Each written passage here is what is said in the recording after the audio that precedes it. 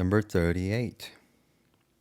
The graph shows the growth of the fungus Penicillium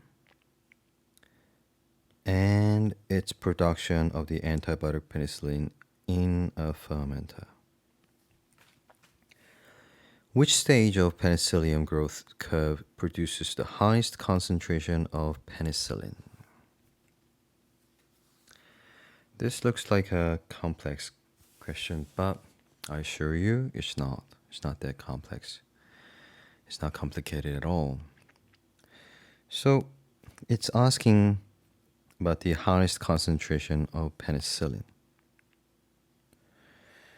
As you can see, the penicillin concentration is the highest here.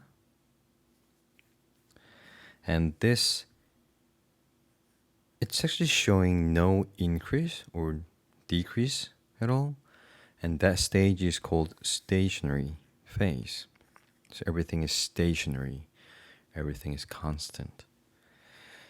This phase is called lag phase. This is exponential. This is the stationary. And if the graph falls and shows decrease, it shows a decrease, then this is called death phase. Okay. So the answer for this one is C.